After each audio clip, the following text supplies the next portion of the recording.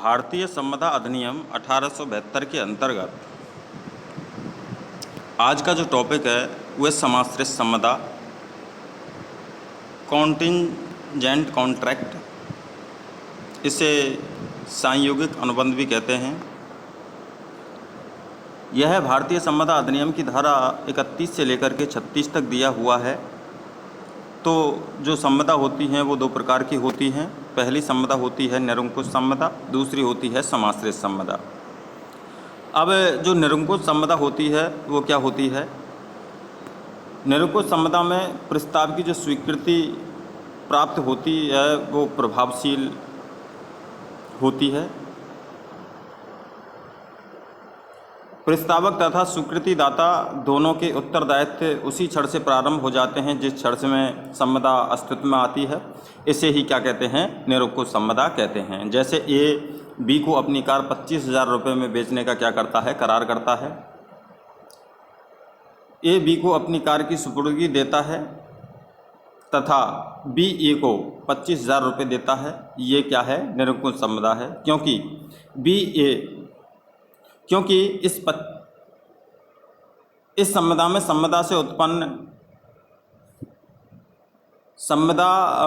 संविदात्मक संबंध उत्पन्न होते ही एक का दायित्व ये हो जाता है कि कार सौंपने का तथा दूसरे का दायित्व हो जाता है 25,000 रुपये देने का। दूसरी संविदा होती है समाश्रित संविदा। समाश्रित संविदाएं वो संविदाएं होती हैं जिनमें पक्षकारों के दायित्व उसी क्षण से उत्पन्न नहीं होते हैं जिस क्षण में संविदा उत्पन्न होती है। कहने का मतलब है कि पक्षकारों के दायित्व उसी क्षण प्रारंभ उत्पन्न नहीं होते हैं जिस क्षण में संविदा की जाती है। अब तो किसी आनुषंगिक अर्थात किसी घटना के घटने होने या नहीं होने पर यह संविदा क्या करती है? निर्भर करती है। जैसे ये दृष्टांत दिया हुआ है, ए बी से संविदा करता है कि यदि बी का घर जल जाए तो वह बी को 100 रुपये देगा। यह समाश्रित संविदा है। इस संविदा में दोनों पक्षकारों के अधिकार एवं दायित्व तभी उत्पन्न होते हैं जब कोई घटना, अर्थात घटना क्या है यहाँ पर? घर का जलना घटित होती है। इससे पूर्व कोई संविदात्मक दायित्व उत्पन्न नहीं होते हैं।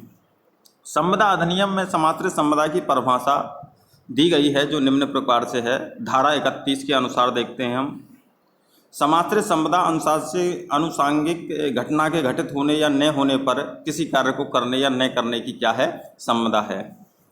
ये उदाहरण यहाँ पर दिया हुआ है। जैसे 1 जनवरी को अपनी कार 25,000 रुपये में बी को 15 जनवरी को बी को नई कार प्राप्त हो जाने पर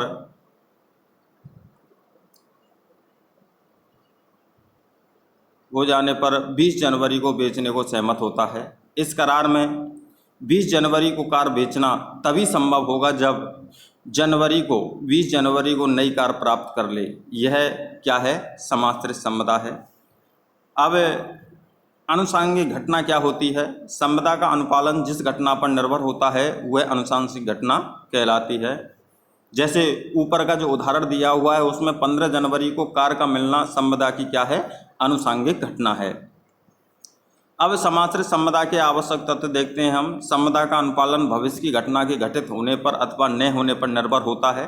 दूसरा है कि भावी घटना अनिश्चित होती है। यदि घटना हर स्थिति में घटित होने को बाध्य हो तो फिर संविदा का पालन भी हर स्थिति में संभव होगा। तो ऐसी स्थिति में संविदा समाश्रित संविदा न रह करके कैसी संविदा बन जाती है? निरंकुश संविदा बन जाएगी। नंबर तीसरा है भावी अनिश्चित घटना संविदा की आनुषंगिक घटना है। जैसे बीमा की संविदा होती है, प्रत्याभूति या क्षतिपूर्ति की संविदा होती है। ये क्या हैं? ये समाश्रित संविदा के उदाहरण हैं। समाश्रित संविदा के नियम देखते हैं हम। ये नियम दिए हुए हैं धारा 32 से लेकर के धारा 36 में। धारा 32 का नियम क्या कहता है? किसी अनिश्चित भावी घटना के घटित होने पर समाश्रित संविदा का अनुपालन तभी किया जाएगा जब अनिश्चित घटना घटित होगी, उससे पहले नहीं। यदि उस घटना का घटित होना असंभव हो जाता है तो संविदा कैसी हो जाएगी? शून्य हो जाएगी। ये नीचे उदाहरण दिया हुआ है, इसको देख लेना। अब धारा 33 के अनुसार 33 में क्या नियम दिया हुआ है? 33 में नियम दिया हुआ है किसी अनिश्चित भावी घटना के घटित न होने पर, जो ऊपर 32 में उदाहरण दिया हुआ था वो घटित होने पर था, और धारा 33 में घटित न होने पर समाश्रित समुदाय का अनुपालन तभी किया जाएगा जब ऐसी भावी अनिश्चित घटना का घटित होना असंभव हो जाए, उससे पूर्व नहीं किया जाएगा। इसका भी ये उदाहरण नीचे दिया हुआ है। अब धारा 34 क्या कहती है? यदि वह भावी घटना जिस पर संविदा का अनुपालन आश्रित है इस बात पर निर्भर करता है कि कोई व्यक्ति द्वारा उस निश्चित समय में कोई एक समव्यवहार करेगा, यदि उस व्यक्ति द्वारा कुछ निश्चित समय में वह विशेष प्रकार का व्यवहार करना असंभव हो जाए तो उस भावी घटना का निश्चित समय में घटित होना भी असंभव हो जाएगा। इसका भी जो उदाहरण दिया हुआ है वो नीचे दिया हुआ है। अब धारा 35 क्या कहती है? धारा 35 कहती है किसी निश्चित घटना के किसी नियत समय के भीतर घटित होने पर किसी कार्य को करने या न करने की समाश्रित समाधान निश्चित समय में के समाप्त होने पर या निश्चित समय के भीतर ऐसी घटना के असंभव होने पर कैसी हो जाएगी? वो शून्य हो जाएगी। जैसे ये उदाहरण दिया हुआ है, ए बी को कुछ धन देने की क्या करता है? प्रतिज्ञा करता है। यदि एक निश्चित जहाज 1 वर्ष के भीतर लौट आता है, यदि वह जहाज 1 वर्ष के भीतर लौट कर आता है तो संविदा परिवर्तनीय होगी, और यदि वह जहाज 1 वर्ष के भीतर लौट कर नहीं आता है तो या बीच में ही डूब जाता है तो संविदा कैसी मानी जाएगी? शून्य मानी जाएगी। अब धारा 36 क्या कहती है? धारा 36 कहती है किसी असंभव घटना के होने पर किसी कार्य को करने या न करने की समाश्रित संविदा भले हो घटना की असंभवता का पक्षकारों को ज्ञान संविदा को करते समय था या नहीं, फिर भी कैसी होगी? वो शून्य होगी। तो कहने का मतलब यह है कि जैसे ए करार करता है कि यदि बी सी की पुत्री डी से विवाह कर ले तो वह बी को 1000 रुपये देगा। करार करने से पूर्व भी सी की पुत्री डी क्या होगी? मर चुकी है। यहाँ संविदा कैसी होगी? शून्य होगी। पक्षकारों के कार्य पर निर्भर समाश्रित संविदा, संविदा के पक्षकार या किसी तृतीय व्यक्ति के कार्य पर समाश्रित संविदा हो सकती है, परंतु यदि प्रतिज्ञा का अनुपालन प्रतिज्ञाकर्ता के विवेक पर निर्भर है तो वह संविदा अवैध मानी जाएगी। जैसे यदि संविदा का अनुपालन इस बात पर निर्भर करता है कि यदि ग्राहक माल को पसंद कर लेगा तो माल खरीदा जाएगा। इस स्थिति में यदि ग्राहक ने सद्भाव से निर्णय लिया है तो दोनों पक्षकार बाध्य होंगे, परंतु एक सेवा के बदले वह मंजूरी दी जाएगी तो प्रतिज्ञाकर्ता ठीक समझेगा तो संविदा अवैध होगी, क्योंकि प्रतिज्ञा का पालन प्रतिज्ञाकर्ता की खुशी पर निर्भर करता है, परंतु यह करार की जो तृतीय पक्षकार निर्णय कर देगा वह मजदूरी ले ली जाएगी, तो यह करार कैसा माना जाएगा? वैध माना जाएगा। अब बाजी के करार और समाश्रित संविदा में क्या अंतर है? सभी समाश्रित करार बाजी के करार नहीं होते हैं।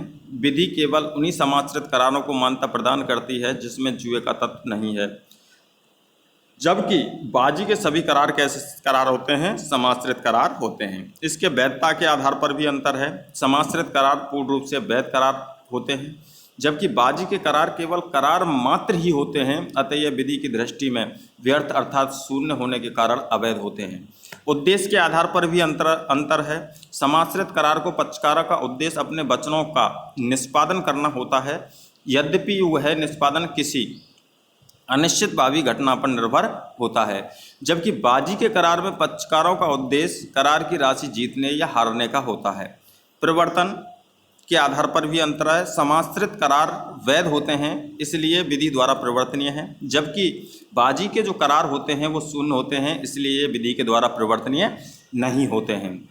अब हार जीत के आधार पर भी अंतर है। समाश्रित करार में एक पक्षकार की हार व दूसरे पक्षकार की जीत आवश्यक नहीं है, जबकि बाजी के करार में एक पक्षकार का हारना और दूसरे पक्षकार का जीत जाना आवश्यक है।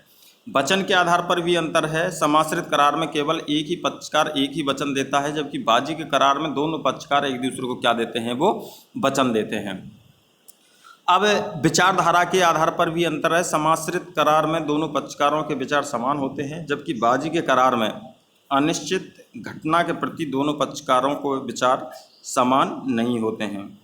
भावी घटना के आधार पर भी अंतर है। समाश्रित करार में भावी घटना आनुषंगिक होती है, जबकि बाजी के करार भावी घटना में ठहराव का निर्णय करने का क्या होता है? तथ्य होता है। तो भारतीय संविदा अधिनियम 1872 के अंतर्गत समाश्रित संविदा हमेशा किसी घटना के घटने या न घटने पर क्या करती है, निर्भर करती है। अगर संविदा किसी घटना के घटने पर आधारित है तो वो घटना घट जाती है तो संविदा वैध हो जाती है। अगर वो घटना घटती नहीं है तो संविदा कैसी होती है, अवैध होती है। अगर वो किसी घटना के न घटने पर आधारित है तो संविदा, अगर वो घटना नहीं घटती है तो संविदा वैध होती है। अगर वो घटना घट जाती है तो संविदा कैसी होती है, शून्य होती है। तो आज का टॉपिक यहीं ख़त्म होता है। Thank you.